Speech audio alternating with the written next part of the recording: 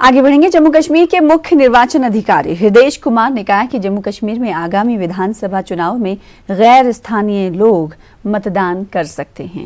उन्होंने कहा कि जम्मू कश्मीर में ठहरने की अवधि या अधिवास सहित गैर निवासियों पर मतदान के लिए कोई प्रतिबंध नहीं लगाया गया है। हृदेश कुमार ने कहा कि जो भी जम्मू कश्मीर में पढ़ाई के लिए आया है वो आगामी विधानसभा चुनाव में मतदान कर सकता है। 370 उसके बाद काफ़ी ऐसे लोग हैं जो पहले असेंबली में वोटर नहीं होते थे, लेकिन अब उनका नाम वोटर लिस्ट में आ सकता है।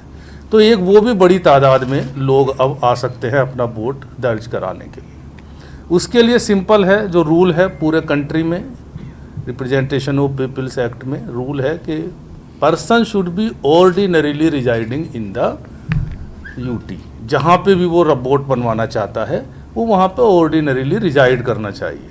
ऑर्डिनरीली रिजाइड करने का जो डिसीजन है वो ईआरओ को लेना है, जो वहाँ इलेक्टोरल रजिस्ट्रेशन ऑफिसर है या एईआरओज हैं कॉन्स्टिट्यूएंसीज में, वो इस बात को देखेंगे कि भाई ये यहाँ पे ऑर्डिनरीली रहता है, यहाँ पे इसकी नौकरी हो सकती है, वहाँ पे वो एजुकेशनल पर्पज़ के लिए भी रह सकता है, लेबर पर्पज़ के लिए भी रह सकता है, बिजनेस पर्पज़ के लिए भी रह सकता है। यानी परमानेंट रेजिडेंट होने की आवश्यकता अब नहीं है। तो ऐसे बहुत सारे वोट अब वोटर लिस्ट में ऐड होंगे। एक और जो नई चीज़ है, जो सर्विस वोटर्स हैं, हमारे यहाँ के काफ़ी लोग दूसरे स्टेट्स में काम करते हैं, तो वो उनको ऑप्शन पहले भी था अब भी है, they can register themselves as service voter, यानी उनका नाम वोटर लिस्ट में एज सर्विस वोटर दर्ज हो जाएगा।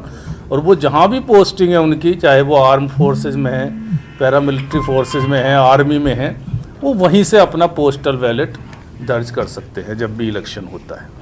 ऐसे ही काफ़ी लोग देश के दूसरे हिस्सों से भी यहाँ पोस्टेड हैं, तो उनको भी एक ऑप्शन है, अगर वो पीस स्टेशन में पोस्टेड है तो वो यहाँ का भी वोट अपना बना सकते हैं। फॉर एग्जाम्पल जम्मू में पीस स्टेशन है, अगर यहाँ किसी की पोस्टिंग है बाहर का आर्मी या आर्म फोर्सेज में, अगर वो ऑप्शन रखता है कि मुझे यहाँ वोट बनवाना है तो वो भी यहाँ का वोटर हो सकता है।